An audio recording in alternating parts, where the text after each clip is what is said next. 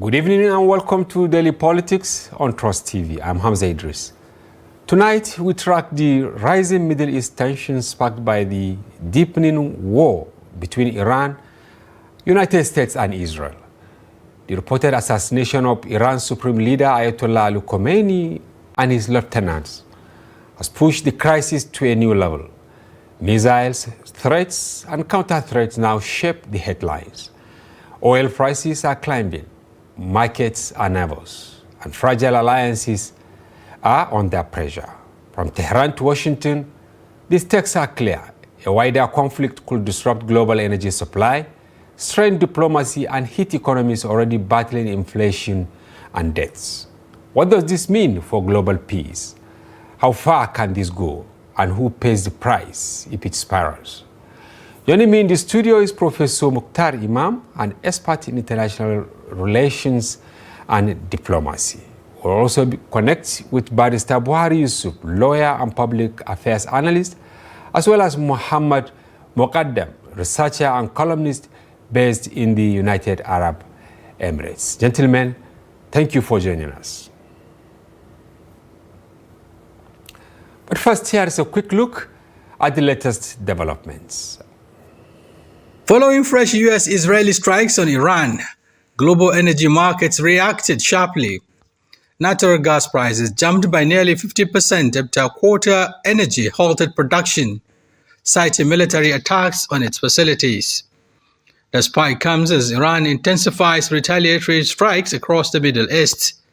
Analysts warn prolonged disruption could push both oil and gas prices higher in the coming weeks. The chairman of the Independent National Electoral Commission, INEC, Professor Joash Amopiton, says the commission can electronically transmit results in 2027. However, he cautioned Nigerians not to expect a 100% perfect election. He spoke at a live citizens' town hall on the Electoral Act 2026, anchored by Shehu Kimbaloye and Iyag Africa Samson Itodo. The debate focused on what the new law means for voters ahead of 2027. Aged President Bola Tinubu has criticized the African Democratic Congress' new digital membership portal. Ortega Ogra raised questions about system design and data verification after the ADC launched a free nationwide online registration platform.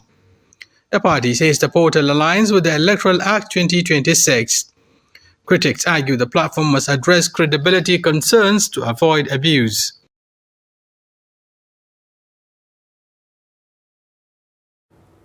Shafiu Suleiman there with highlights in the polity. And now we have Dr. Hakim Baba Ahmed with the state of the nation. The world is by now aware of the fact that 2 days ago, the United States of America and Israel attacked the state of Iran, killed its leader and a number of very senior political and military officers, as well as a number of other citizens. In the last 48 hours, therefore, with the entire region in the Middle East and neighboring countries has been aflame. Fights, rockets, and the world has sat up. This event was foreseeable, and one can say, given by the precedence of President Trump and Israel, almost inevitable.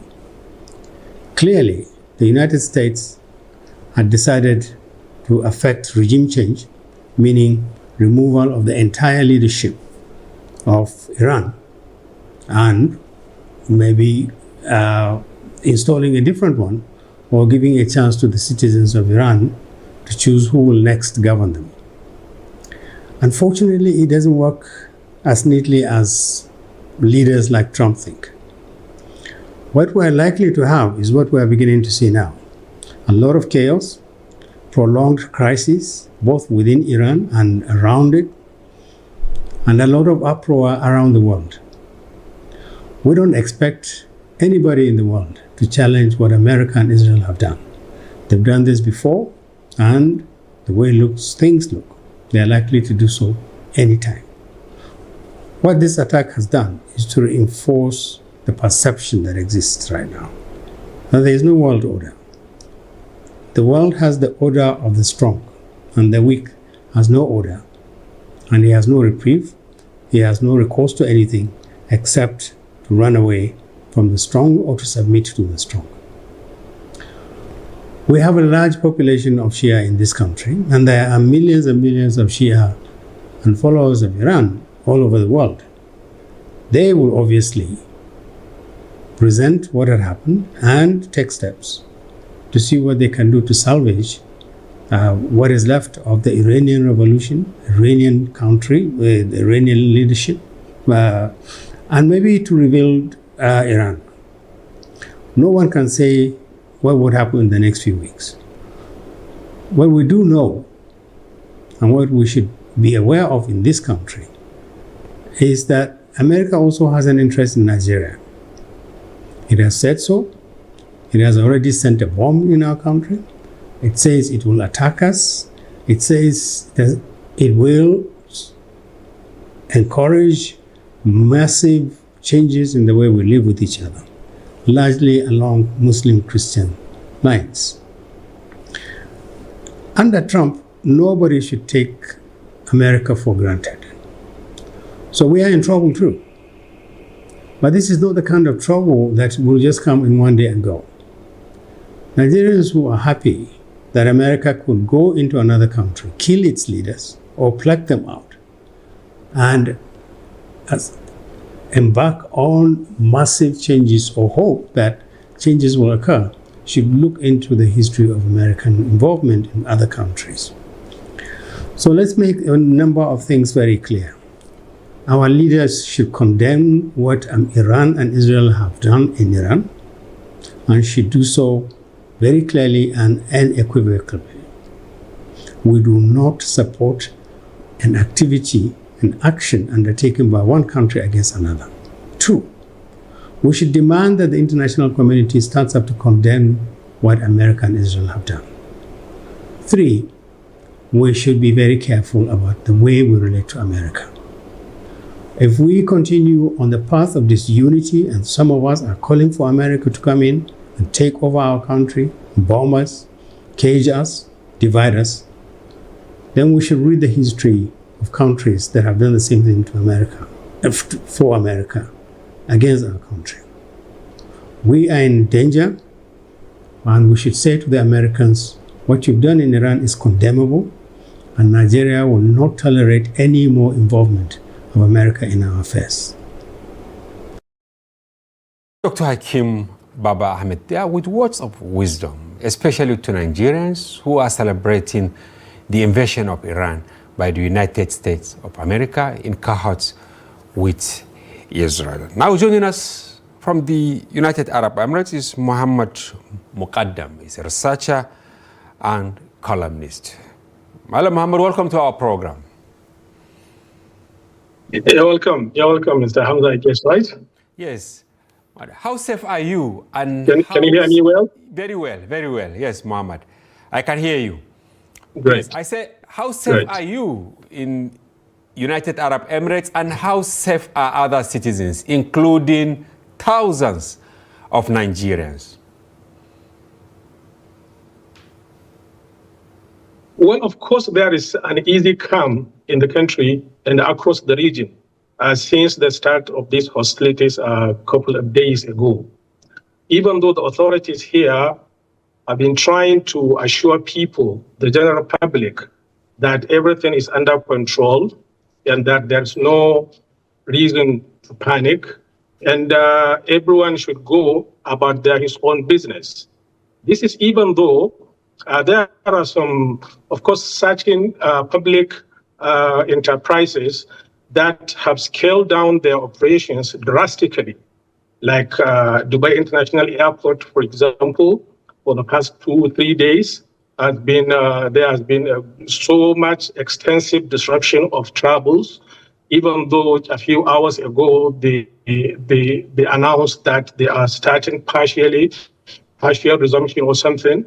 The Jebel Ali port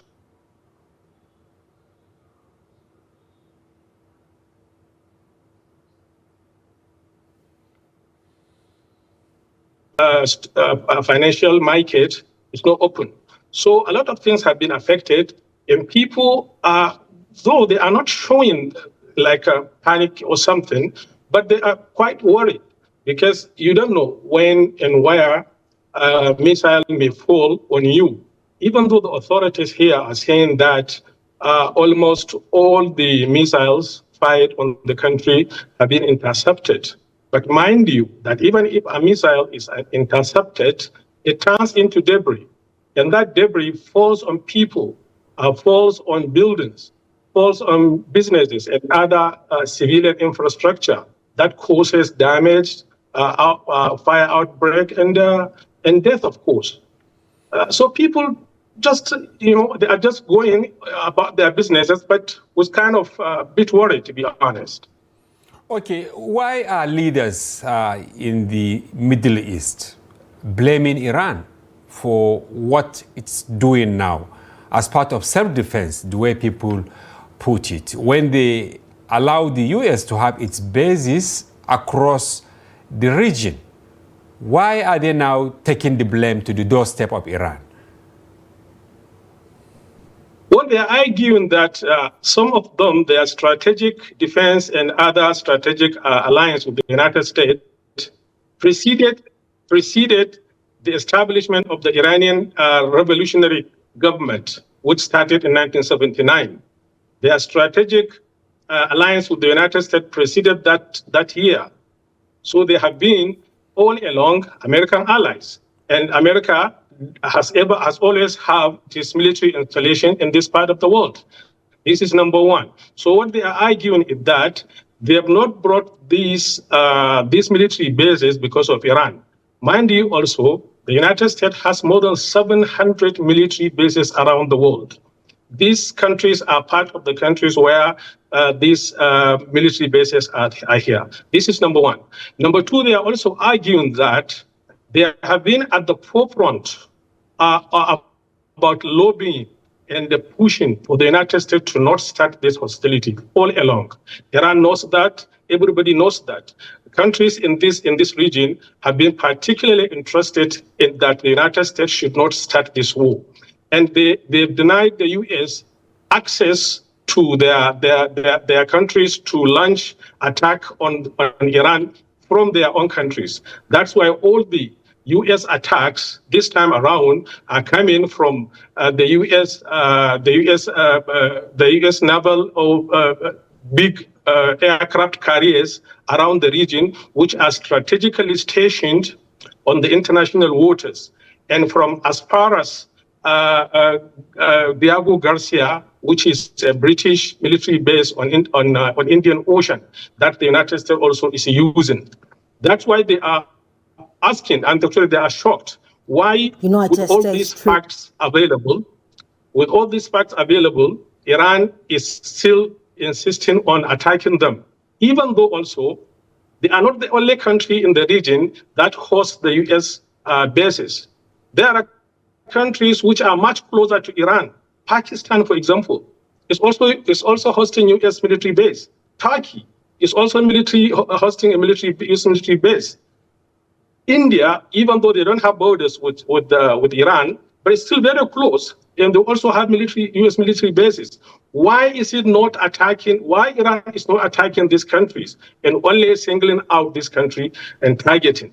There are a lot of underlying dynamics to it. Some are historical, some are geopolitical, some are even ideological. So unless people are able to look at things in this broader sense, it will be very difficult for them to dissect and understand the underlying dynamics of the crisis, at least in this aspect.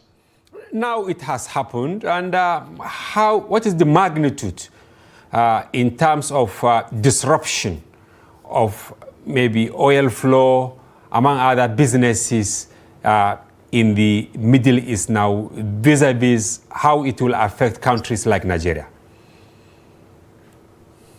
Well, it is still huge. It's still very huge, as you know, that I think less than 2 hours when Qatar announced that it has stopped gas production, the price went up to 50%. Straight away, the price in the international market Definitely, even though Nigeria is gas rich, is rich in gas, it can still affect Nigeria. Why? Because the country has very poor industrial base. A lot of things the country imports into Nigeria. So when the price of gas, we are talking only about gas. Yes. When the price of gas in international market goes up, manufacturers around the world will definitely be affected, and that they will add the prices of their products. Nigeria is important, so definitely Nigeria will be among the countries that are at the receiving end of this crisis. The same thing also, even though Nigerian crude oil does not go to the international market, I think through the Strait of Hormuz, which is now, you can say it is closed. That Strait of Hormuz, which is in Iran, almost 20 to 25% of international crude oil is going through that international markets in India, in China, in South Korea, and Asia. Even though Nigeria, I don't think they are using that Hormuz, but the prices, this is something global. The price of oil is global. So definitely it will affect, though some people have noticed that they are kind of happy that, okay, the price of oil will go up so that Nigeria will make more money. Literally speaking, yeah, this is it. Nigeria may make more money in that, but this is very simplistic. Because even if Nigeria makes more money, the products and the services that the country is importing will also go up. So definitely, that surplus it is making will go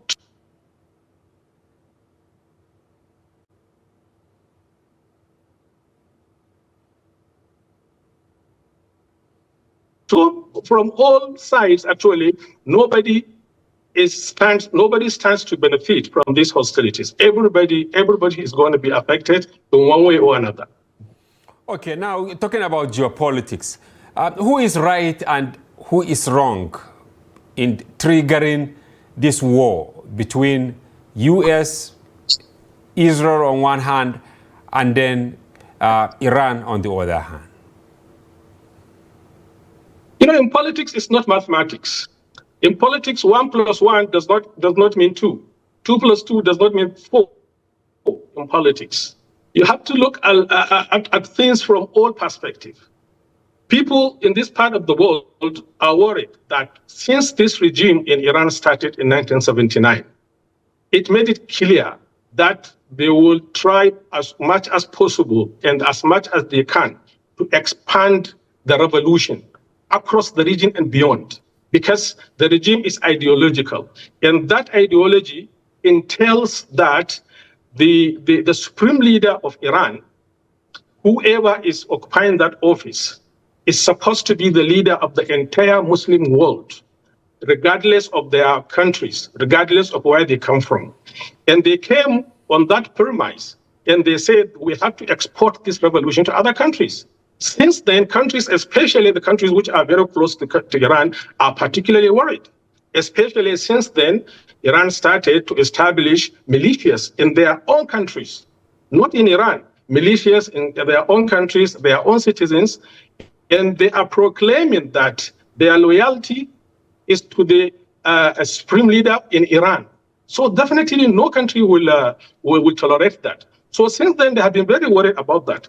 On the other hand, Iran is saying that, okay, my nuclear program, this is my sovereign right as a country to acquire a nuclear whatever, whether it is for civilian or for whatever.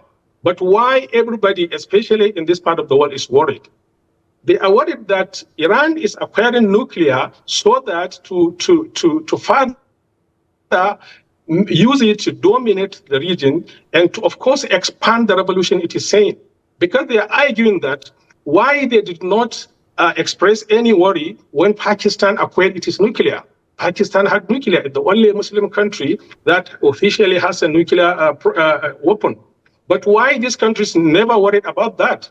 Because Pakistan never had that geopolitical ambition to expand, to export revolution, to dominate other countries. So that these countries are saying they are worried they won't tolerate a nuclear Iran. On the other hand, also, there is Israel. Israel is also, whether rightly or wrongly, is saying that, see, these Iranian people are always saying that they are going to wipe Israel off the world map.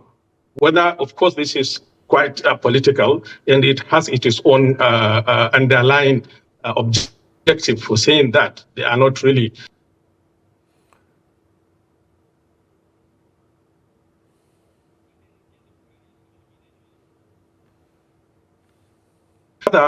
sympathy around the world, especially in international politics, political stage, to gather sympathy that, see, there is a country that is swearing that it is going to wipe us off the map.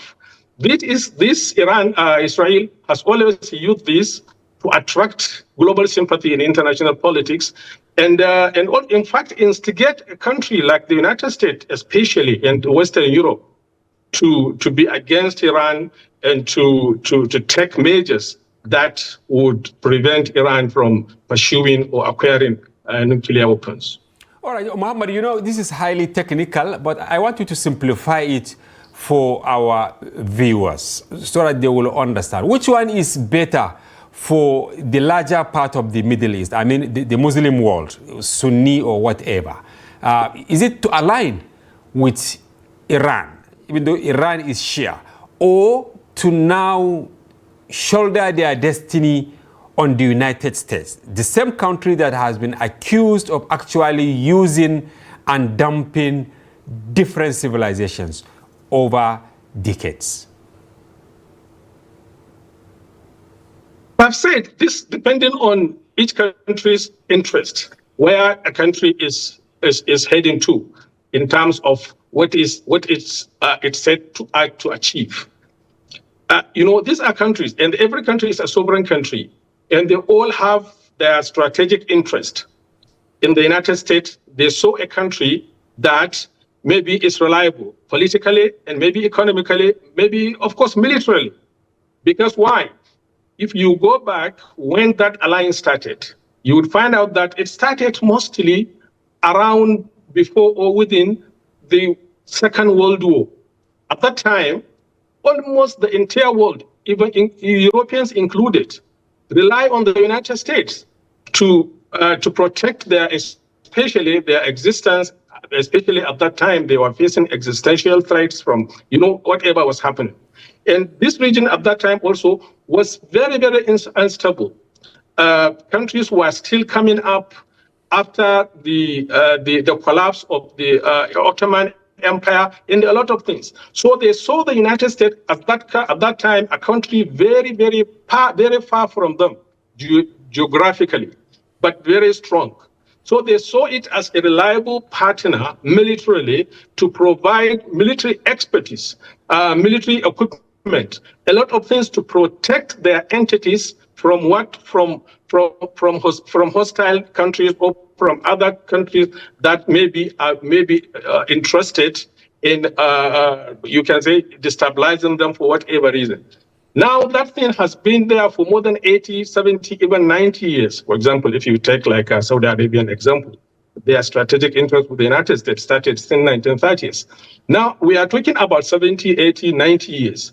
Iran cannot come in just in 47 years, less than 50 years, to come and say, no, you will have to stop that. You will have to stop that strategic interest. You will have to come under us. That is not possible because Iran itself cannot provide what other, the countries they are talking about can provide in anything, in terms of everything, politics and political instability.